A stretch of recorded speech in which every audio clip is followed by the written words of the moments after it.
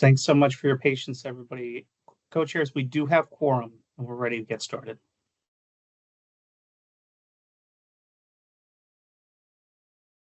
All right, I now call this meeting to order. Good afternoon to everyone, and welcome board members, members of the public, and DOJ staff to the first subcommittee meeting of the year.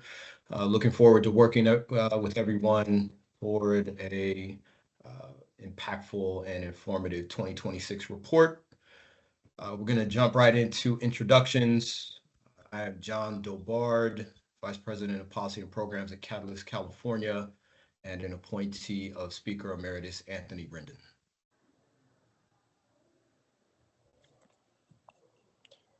And good afternoon. I'm Andrea Guerrero. I'm the Policy Committee Co-Chair. I'm from Alliance San Diego, and I am the appointee of the Senate President Pro Tem Emeritus Toni Atkins, and I will pass it to Angela. Good afternoon. I'm Angela Sierra. I'm a Deputy Attorney General in the California Department of Justice, and I'm Attorney General Bonta's designee on the board. Let's see, I'll turn it over to Amina Kazi. Hi, good afternoon, everyone. My name is Amina Kazi. I'm the Southern California-based civil rights attorney, and I'm an appointee of Attorney General Rob Bonta. And I will pass it to Board Member Souley Diallo. Good afternoon. My name is Souley Diallo. I'm a supervising deputy public defender for the Riverside County Public Defender's Office, and I am a designee of the California Public Defenders Association. And we see who else is here that I could pass it to. I think that's it, but can DOJ staff confirm that? Yes, thank you. Thank you for everybody's attendance today. Really looking forward to working with all of you. Okay, all right. So we are going to transition to approval of minutes from our September 12th, 2024 meeting. I want to give folks a bit of time to review if you haven't already done so. And when anyone is ready, I invite a motion to approve.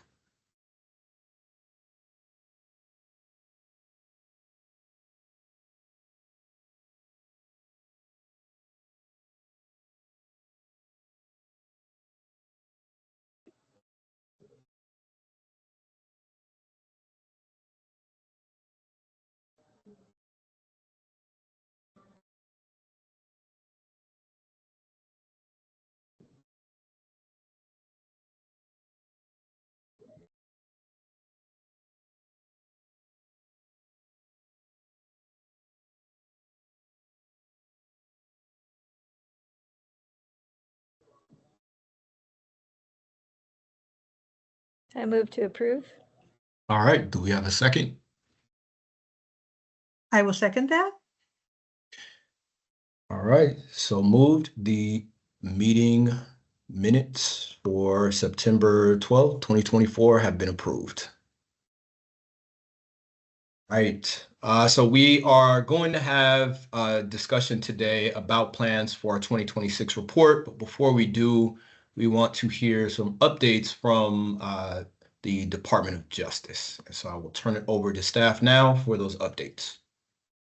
And I'm happy to make those announcements or get us started. I just wanted to let the board know that we do need a vote on the seconded motion to approve the September 12th minutes, and I can do that now. I moved too quickly. Sorry about that. That's okay. Yes. Okay, by roll call vote, Co-Chair Dobard. Aye. Dobard, aye. Board Member Diallo. Aye. Diallo, aye. Co-Chair Guerrero. Aye. Guerrero, aye. Board Member Kazi. Aye. Kazi, aye. Board Member Sierra. Aye. Sierra, aye. Thank you, board members. The minutes have been, the motion to approve the September 12, 2024 minutes have been approved. Thank you. Thank you. Sorry about that. All right. So yes, now we can move on to DOJ updates. Thank you, Co-Chair Dobard. Just by way of introduction, my name is Alex Simpson. I am part of the leadership team for for this year's 2026 RIPA report. As I said, I'm looking forward to working with everybody on this year's report. Part of the leadership team, along with my co-lead, Yasmin Manners, and Supervising Deputy Attorneys General, Christine Schwang and Joel Morero. Very, very happy to let the board members, the subcommittee know that our last report, the 2025 report, was published on January 1, 2025. And I believe everybody's had an opportunity to read it. If you haven't, it's a amazing accomplishment that the board should be very proud of. And I really want to thank everybody's hard work on it. We do have just an announcement that I wanted to let board members know about, and other members of the public, if you hadn't had an opportunity to attend. We had a presentation with the Attorney General's Office of Community Awareness, Response, and Engagement CARE presentation on January 21, 2025. Some of the board members, Board Member Kazi, was one of the presenters at that CARE presentation to talk about the 2025 report. And I'm going to put a link to that presentation in the chat. Please, if you have an opportunity to watch that presentation, review the materials. I think it was really a great presentation, so I just wanted to give an announcement, a shout out to that.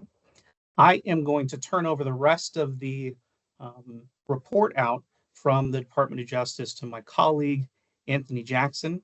He's going to be talking about the 2026 report. And again, thank you so much. I look forward to working with you this year.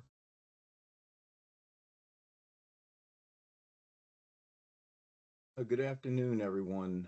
My name is Anthony Jackson. I'm a senior legal analyst here with the Civil Rights Enforcement section of the California Department of Justice, and I will be providing the DOJ report out today.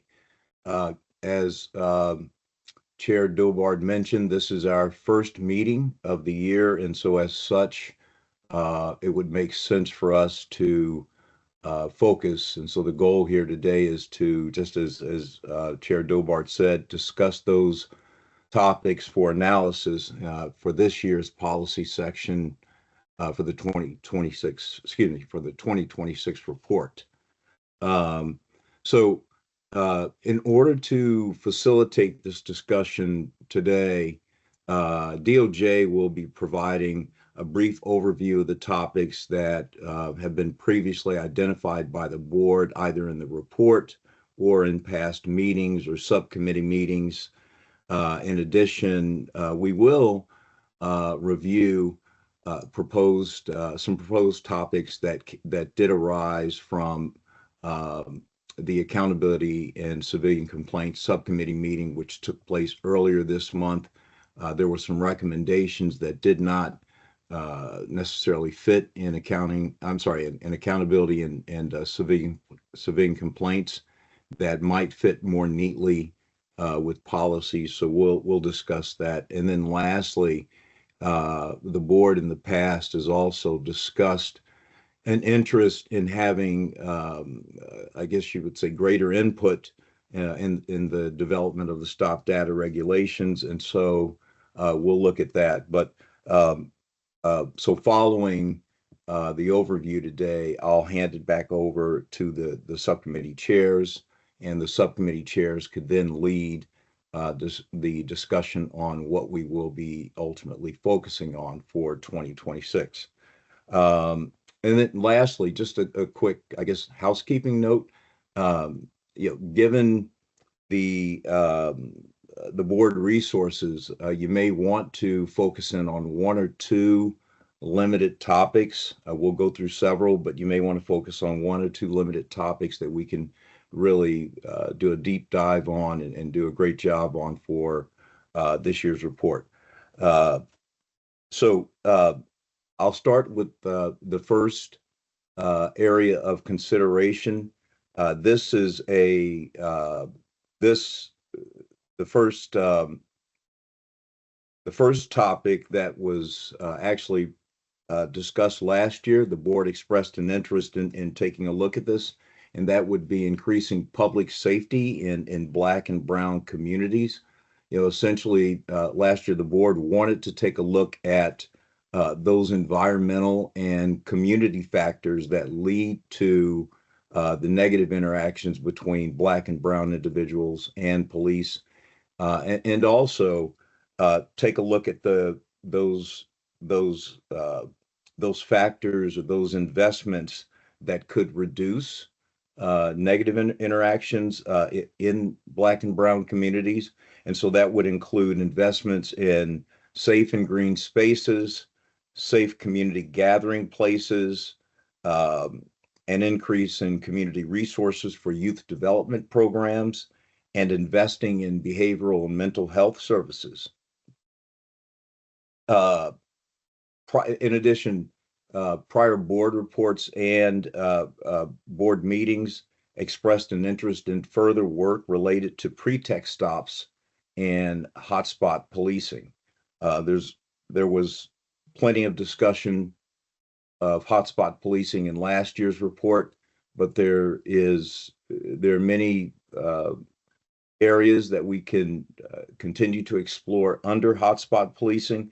And I do believe that you may find that some of the suggestions that came out of the Accountability and Civilian Complaints subcommittee meeting may neatly fall under hotspot policing.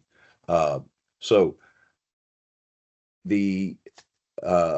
as I said earlier, the Accountability and Civilian Complaints subcommittee, they proposed that policies could consider looking into or investigating the use of surveillance technologies in the evolution of racial and identity profiling. So, an example of this would be traffic cameras. I think that the main concern that came out of the subcommittee was that a concern that this alternative technologies may be used as profiling, and that it occurs in ways that may seem to be somewhat innocuous. So, we look at these alternative technologies, and one of the things that it does address is that it possibly could reduce these negative interactions because you're not seeing face-to-face, you're not having face-to-face interactions. So there's the positive there. Some of the data out of that, though, suggests that these technologies are used disproportionately in non-white neighborhoods. And so I guess the thought that came out of the Civilian Complaints Subcommittee meeting was that this is an example or representation of the evolution of how racial and profiling occurs. And so I think the idea coming out of that subcommittee meeting was to take a look at the historical context of profiling and those ongoing impacts, and then look to see how we can improve public safety, maybe by looking at the misuses of these alternative technologies. And then by doing so, our efforts could lead to things like fostering transparency and also providing a guide or maybe a monitor for the fair and effective use of these alternative technologies alternative technologies in these Black and brown communities while protecting privacy rights. Another suggestion that came out of the Accountability and Civilian Complaints meeting was to take a look at, or to possibly have the policy subcommittee take a look at those non-safety or pretext stops, and specifically looking at the outcomes of those stops, including those outcomes that may lead to harm or may lead to even fatalities, and perhaps maybe even looking at a specific look at bystander fatalities that result from these non-safety or from these pretext stops. Another suggestion that came out of that meeting was to take a look at the public funds that are dedicated to traffic safety and look at the ways that those particular public investments contribute to racially disparate outcomes. So in addition to the board having expressed an interest in public safety and those recommendations that came out of the Accountability and Civilian Complaints meeting, DOJ has also, and I mentioned this earlier, I think I mentioned this, DOJ has tracked prior board recommendations, and one area of interest that the board has expressed is to conduct a longitudinal data analysis of in some of these data point areas. One potential topic for a longitudinal study would be potential changes in the stop data of those law enforcement agencies that have adopted policies to eliminate or reduce pretext stops. And the policy subcommittee, we've sort of discussed this, and from that analysis, the policies DOJ staff suggested that the board that the policies team could maybe take a look at examining the trajectory of individual stops from this, including actions taken during those stops and those stop outcomes. Another recommendation that came from prior board reports, the board stated a desire to having a vision to developing recommendations related to law enforcement interactions with youth and disabilities, and specifically focusing on youth experiencing mental health crises. And lastly, you'll see at the bottom, new data elements. We have some new data elements that we can take a look at as of January 1, 2024. So this is the first time that the data will reflect those new data elements, including, two that might be particularly relevant, two data points that might be particularly relevant to the policies subcommittee would be unhoused checks from stops, and then those stops that respond that are welfare checks. So those might be two areas of interest as well. I bring this up because these are unhoused check and responding to welfare could under the policies discussion could better inform us as we prepare for this 26th report. Lastly, the subcommittee could also choose to discuss a theme for the 26th report. I think we may have mentioned that before, but if not, maybe I should have mentioned that at the beginning. This is something that we can also discuss, as well as taking a look at some of these data elements. And then one last note, as I said, we have gone through, the DOJ has gone through from 18 to current, looking at all of the reports and looking at all of the recommendations and all of the topics that might require further follow-up. And we have a list of those. I have not provided a complete list today, but that list is available. And if necessary, that list could be read out during this meeting.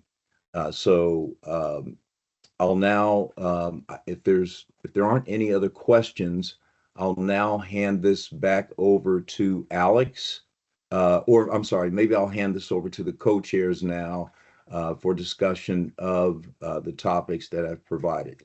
And I want to thank you very much for your time.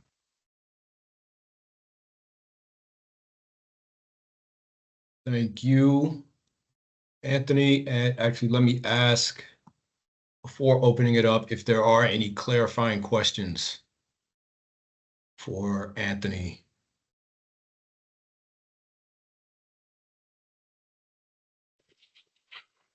I have a question, or you can just point us to the right place of the topics for past reports, is that listed anywhere other than like going through each report?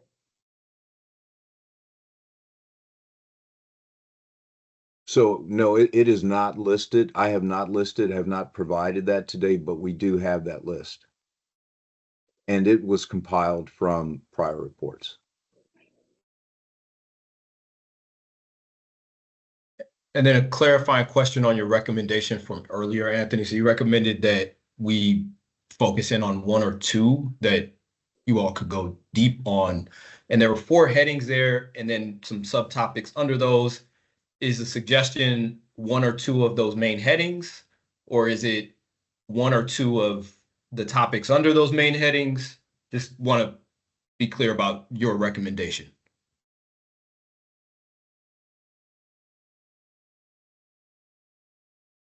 I think the recommendation is just so that the team can get a sense of what's of most interest to the subcommittee this year. If there are areas that the subcommittee is interested in pursuing, not necessarily the main headings, and not even necessarily the two Those in topics Yeah. within one of those main headings. If you one of the areas is in one of the main headings and another area is in another heading, that's totally fine. We just wanted to provide a kind of constellation of potential topics for the subcommittee, and then see if if any of those topics are of interest to the subcommittee, and then also just get a sense of what's of most interest so that we could proceed. Thank you. Okay.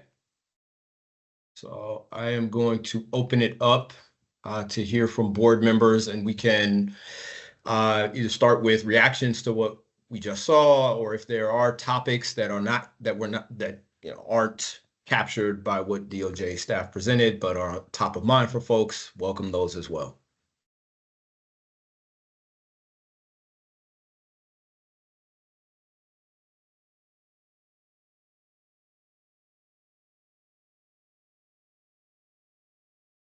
Yes, Co-Chair Guerrero. Yes, Anthony, I thank you for that presentation of potential topics. I think the other thing worth thinking about is, and I forgive me if I didn't see it on the list, was deepening our understanding of hotspots in the state where we see patterns of bias in particular counties, and understanding why that might be.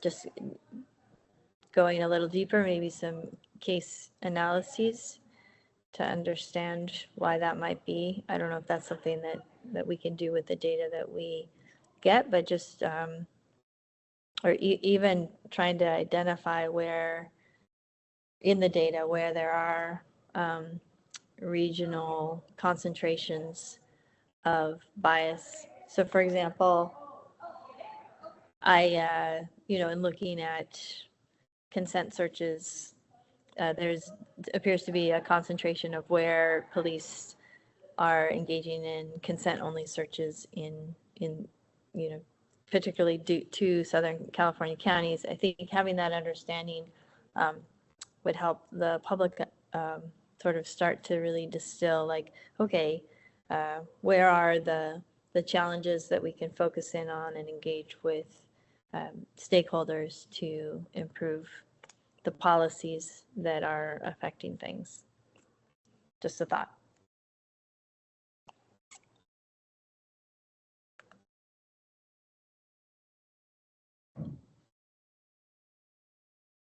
Yes, Board Member Sierra. Yeah, just following up on that. Yeah, I do think that would be really interesting, and I'm wondering if that idea and exploration could be coupled with some of the themes in that first bullet point, looking at, like as Andrea was saying, in those areas, what are the policies, and looking at more of systemic issues and more like on a broader scale? Like is there a set of policies are happening there? And is that contributing? Are there some unintended consequences to like, the proactive policing that we did touch upon and discuss in our last report? We've made a recommendation about asking or recommending law enforcement agencies look a little more deeply into their own proactive policies, but that's something that perhaps we can continue doing as well and could be a really fertile source of inquiry for us, very directly related to the data that we're seeing on racial profiling with the goal of eliminating it from a systemic perspective. And then, also though, analyzing it with the eye toward, we want to make sure we are not, undermining public safety and hopefully enhancing public safety. So it could be kind of a combination of what Andrea is talking about with some of the points that were in the first heading that Mr. Jackson was talking about in his presentation. Yes, so the suggestion being that one area of focus be on understanding the environmental and other factors that contribute to negative interactions, maybe with hotspot policing as some sub area of focus, and within that, what Board Member Guerrero has mentioned. Is that? Yes. And it could be looking at consent searches or pretext searches or other issues as well. But maybe we do this analysis in some areas where we're seeing the disparities in regions is larger than others. Got it.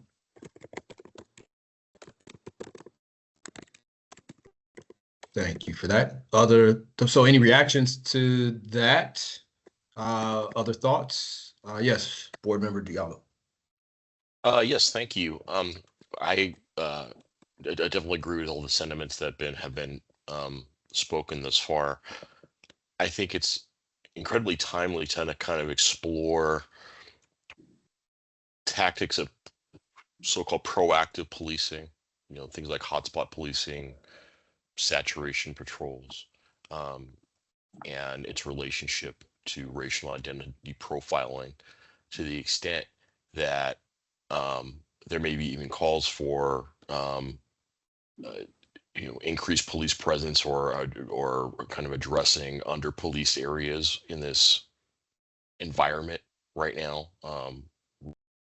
and to the extent that in this current environment, police officers either in responding to either community inquiries or otherwise are looking for kind of strategies to be more responsive, to the extent what policies usually those employ and how they're impacted by racial and identity profiling. I think is incredibly timely and has a lot of depth of exploration that could be a very timely topic in the report.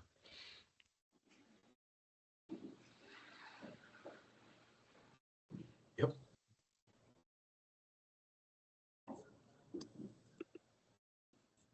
Thank you for that. Other thoughts? Yes. Go ahead, Co-Chair. Yes, I don't know if it's worthy of like a place in our report. I'm wondering though if the data folks at DOJ could take a look at the data at LAPD and SFPD to see if we have enough data for a longitudinal look at the impact of their policies, because there are two agencies that adopted pretext policies. They're different kinds of policies, and we did look at them when they were fresh. They weren't even 1 year in the making. It was too soon then. It may still be too soon now to see those effects, but I'm wondering if the data committee could maybe help us understand that, maybe not in this meeting, but come back to us and help us understand whether that would be a worthwhile look.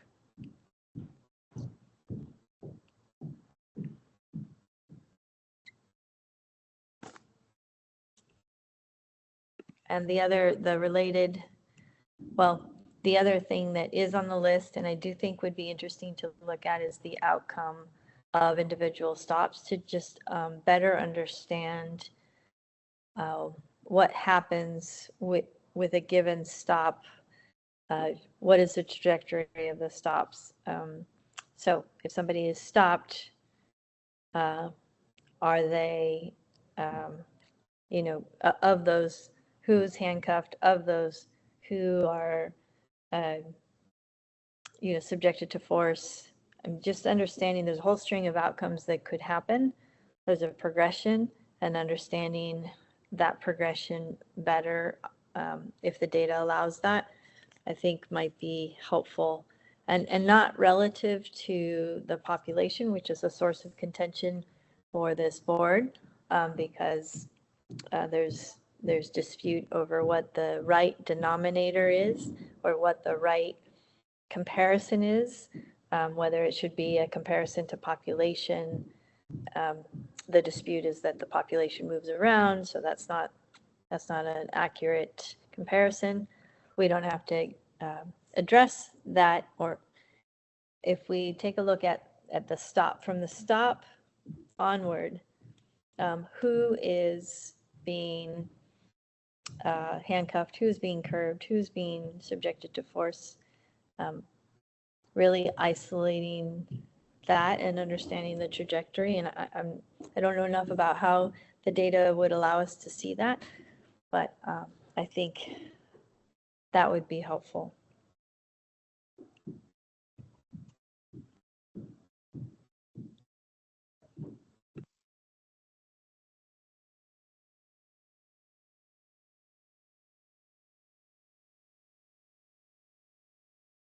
Yes, board member Kazi. I think these are all great ideas, and I definitely like the direction. It's hard to choose between so many important issues. I think that any direction we would take would be timely, but I do think that this is a good idea. And I did want to add, for the sake of the minutes, another completely separate issue that we've been looking at is the stop disparities based on people's language proficiency. In one of the cases I'm working at, we noticed quite a bit of disparity based on language proficiency, that those who had lower English, or were noted to not have English language proficiency, were stopped more, handcuffed more, and more uses of force. I think it's, excuse me. I think it's also timely given the concerns that people have in our communities about ICE enforcement and law enforcement's role, given, even though we do have statutes in California protecting communities from local law enforcement's role in federal enforcement, but there is a lot of fear out there about how policing in general are impacting those immigrant communities.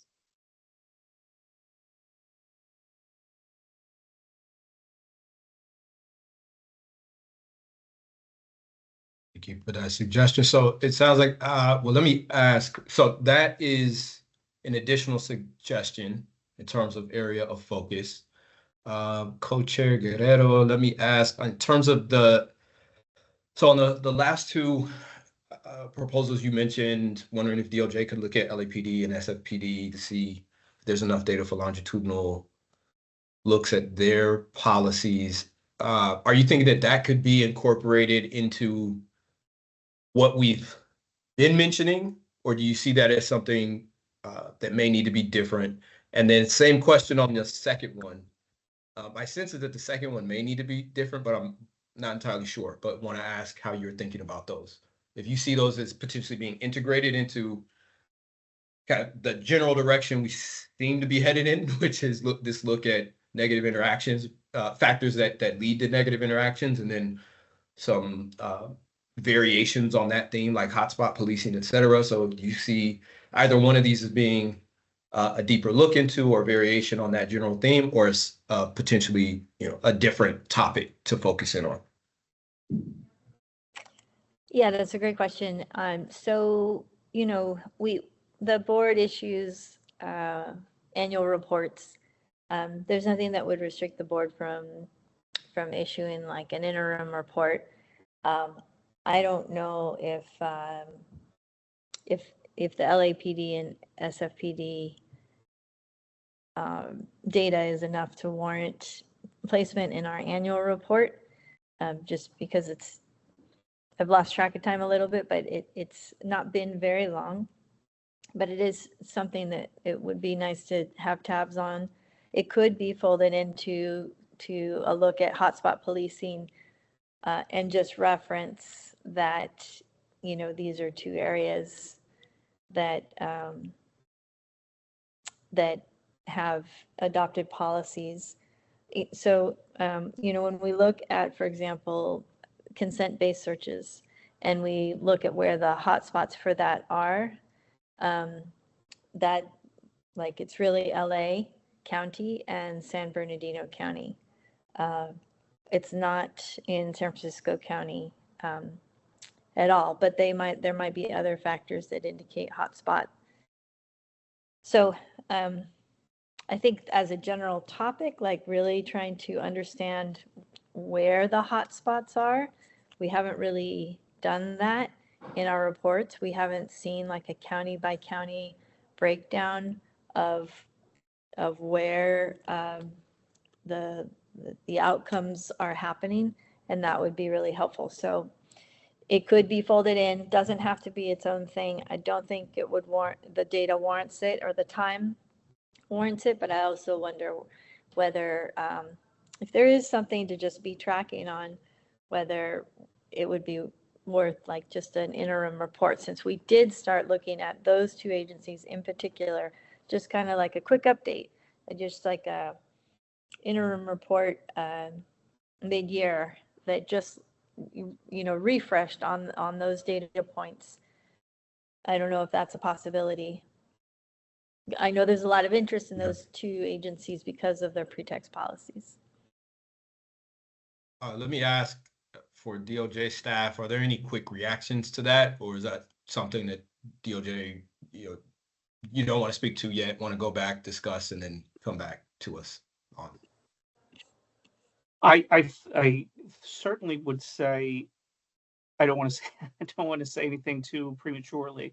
I know that we had spoken kind of internally about the issue that Co-Chair Guerrero has raised. I think the change in policy that you're talking about with regards to Los Angeles and San Francisco happened about 3 years ago, and so there is a question as to and of course the data that we're looking is not current data from this year. The data that we'll be reviewing for this year's report is the 2024 data.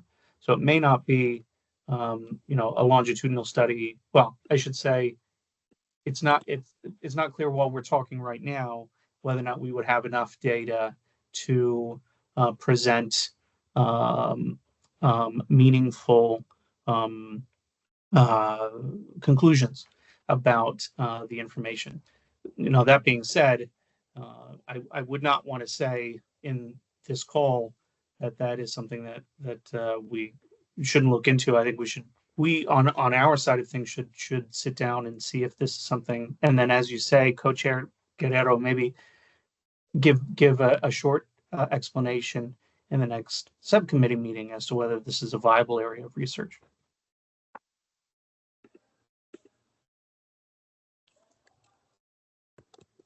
Right. And then with respect to the second proposal, I don't know that you touched on that one yet, but same question on that one. Yeah, I mean, as much as we can consolidate, I think that would be helpful. And so maybe we could think about, like, get a report back from DOJ staff on, just based on the data we have already from prior years, whether there are, where the deviations are pop in certain counties for law enforcement on issues around bias. And maybe, even though we don't have the data yet for this new year, we probably already know or can identify where the hotspots are. And then and then look at some of these issues, including Amina's suggestion around, language proficiency. I'd just be interested to see if if we did like a heat map of where we see the disparities for stops, for searches, for use of force, for, some of the outcomes that we've talked about and that we track, where those are. And those could then be the sort of foci of like, okay, well, let's think about what are the policies at play there that could improve the condition of policing in those areas. Just an idea. And maybe contributing factors to the negative interactions. Yeah. Right. We could answer a lot of questions in sort of a more discrete area. So we're still, our data folks, our data committee is still putting together all the data for the state, but the policy committee would be sort of zooming in on parts of the state where we see counties that are demonstrating intensities on a heat map of bias. And I say counties because when we were looking at the consent-based searches, it wasn't just one law enforcement agency. So like in Los Angeles, there are many law enforcement agencies, and the county is a big one. They were all concentrated in the same part of the county. And so there's something about the geography of that area that we just need to better understand, the policies, the landscape, the interactions, what's going on there. But like, it's starkly different from other parts of the state.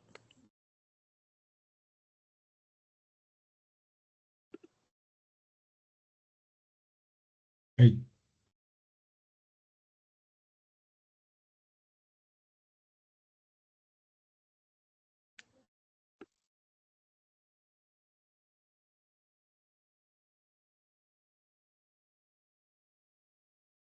All right, other thoughts? So let me try to recap here. So again, it seems like the direction we're headed in is folks generally agree that the theme of looking at environmental and community factors that lead to negative interactions between community and police as a general theme, that makes sense, and that could include looking at hotspot policing as one of those factors, and then even more specifically looking at, or at least trying to ID the ways in which such policing and maybe may be biased, and how that may be regionally concentrated in certain areas, and try to shine a light on that as an issue. It could also include exploring what Board Member Kazi has mentioned by taking a look at the ways in which disparities based on language are also factors that can contribute to those negative interactions. So that broad theme does allow for, us to do quite a bit. And then think through recommendations that can help address those factors. So that's my understanding of where we are. Additional thoughts on this? Does this still sound right? Are there variations on the, if folks are good with that as a general theme, other variations on that theme that board members would like to uplift?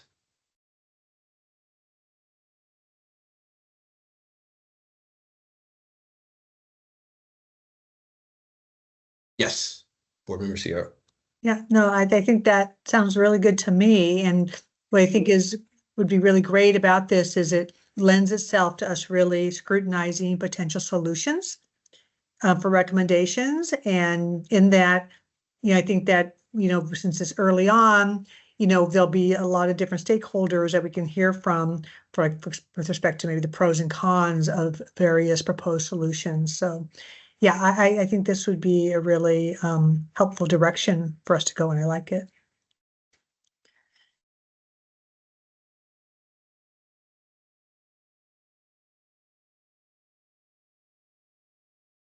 Great. Well, let me ask. So that's one theme that could go in many different directions and can be really robust and substantively to a lot of good recommendations. Do we want to treat that as, the theme and just think through the variations on that theme? If there are more variations that come up at this moment, or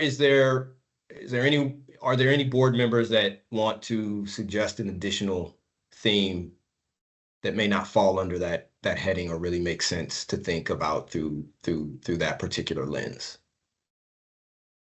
So the question is there another thing, or do you all feel like no, that you feel like we hit the mark and we should work with what we have at this moment?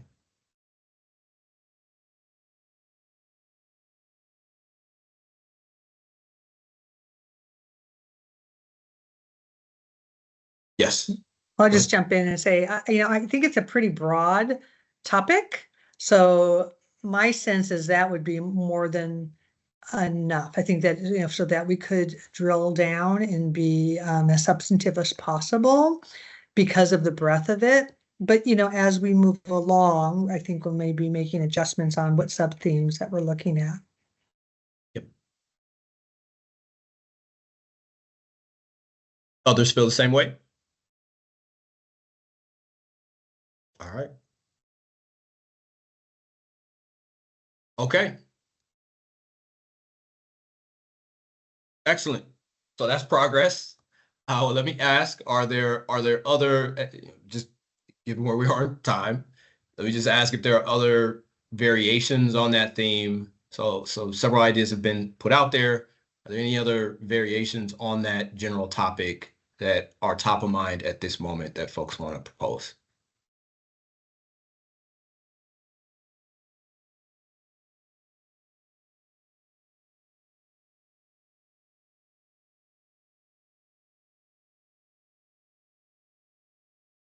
Yes, go ahead, Board Member Kazi. Not so much another topic, but a potential hurdle is that, when we talk about law enforcement decisions and where to focus their resources, obviously they point to, a lot of information that they cannot share with us, that, they have certain, intelligence or priorities, et cetera. And so there's a lot of, I guess, discretion that the community affords to police departments to decide where to spend its resources. And I'm just presenting that as a hurdle as to potentially how do we, as a board and through this report, kind of pick at that and say, there is this discussion that we can have as a community about where we think officers should or should not focus, or the factors that a law enforcement agency should properly consider or not consider, and kind of how do we kind of pierce that veil a little bit.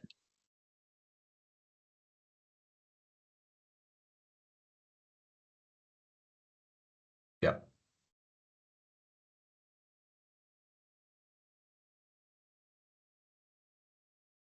Okay. All right. I'm not gonna, it feels like we've landed at a good place. It sounds like there aren't any additional ideas at this point. So I'm going to then close it here and transition us to public comment.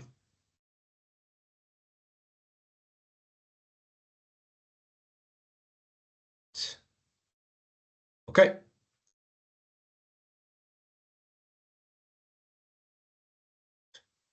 Okay, so at this time, the public is welcome to address the subcommittee for up to 3 minutes. And as a reminder, under the Bagley-Keene Act, neither board members nor DOJ staff are required to respond to public comment, but can choose to provide a brief response. And you could submit your public comments by raising your hand in the Teams app, unmuting yourself if you are on the phone, or in the alternative, submitting a public comment after the meeting by emailing ab953@doj.ca.gov. Again, that is ab953@doj.ca.gov. Right? And let us start actually with anyone from Northern California. If you have anyone from Northern California that would like to make a comment.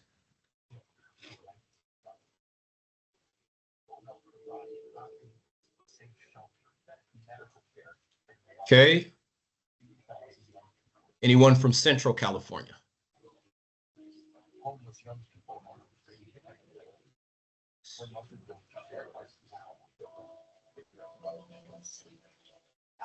All right. Anyone from Southern California? Yes.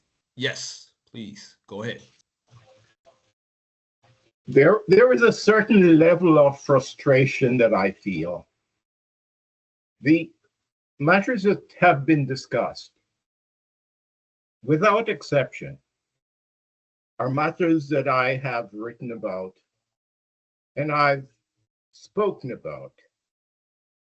And I've spoken about a number of them for years. And to hear today that we are looking at data from the LAPD and that we're looking for hotspots, it suggests to me that written comments, public comments, whatever, have been ignored. And it seems as though the things that I speak of that some people may see as being insulting are really just topical and accurate. The LAPD, the data is there, and anyone who wants to see it can see it and should use it. They use pretext stops in a very special way, and only Black and Hispanic people are subject to the negative aspects of it.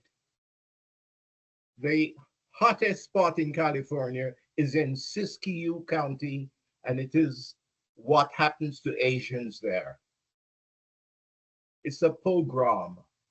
Asians, they want to throw them out. I learned about this in 2023, and I wrote a number of communications to the REPA board. It seems to me that we are spinning our wheels to discuss locations if the REPA board, through CJIS, continues to refuse to provide location data to people like me, people who need it to do data analysis, and the board refuses to provide it, meaning CJIS. And I do not make a separation between this board and the people who provide data.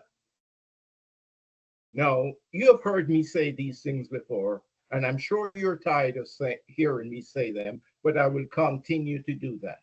Finally, with respect to the CARE presentation, I believe, I said that presentation, that meeting was a violation of everything that I can think of. And it should never have been held. And the worst part of it is that my data and the data of all other attendees could have and probably was traded. And I warned the board about it before that meeting was held. Nothing became of it. And I'm very unhappy about that. And I thank you. Goodbye. Thank you for your comment. Any other members of the public from Southern California that would like to provide public comment?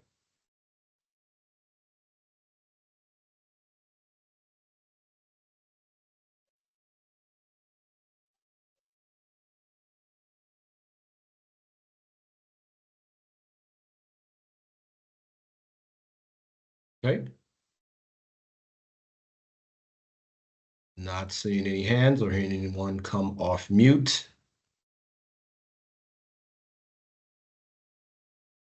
We will close public comment and transition now to a discussion around next steps.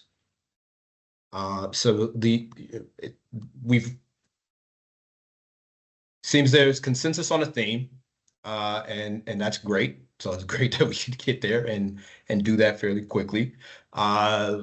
Next steps for us will be to think more through the variations of those themes. So some ideas were put out there today. We need to continue a conversation about what potential other variations may be. So that's the next step for us as a subcommittee. Another next step I have is that DOJ staff will look into the idea of a longitudinal study on SFPD, LAPD, and then circle back to us. DOJ staff, is there anything that I may have missed as a next step? Yes. Co-Chair Dopart, I think you were going through exactly the question that I had, which was to request that the co-chairs provide a map for us to get back to you about. One of which is whether or not the feasibility, the viability of a longitudinal study with regards to the LAPD and SFPD policy changes. Yep. I believe one of the other requests was to determine whether or not we could, on our side of things, look at regional analysis with regards to pretext stops, do a heat map, for lack of a better term, although that may be, I don't want to commit our team to something so graphically wonderful as a heat map, but an assessment of a regional analysis with regards to stop data. And also, if I'm correct, an assessment of whether we can provide information with regards to disparities based on language proficiency, stops based at that where stops of individuals where the stop data reflects language proficiency. Am I correct in getting back to the board, the subcommittee, about those areas, or are there other areas that we should be looking at? So certainly want to hear from others, but from my sense, yes. And one other is the prospect of particularly the longitudinal study being an interim report versus part of our annual report. So just hearing from DOJ about the prospect of that.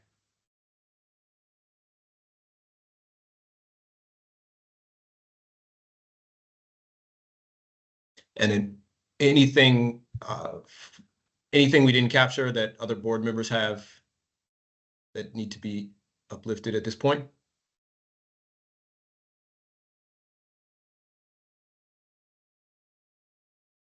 No?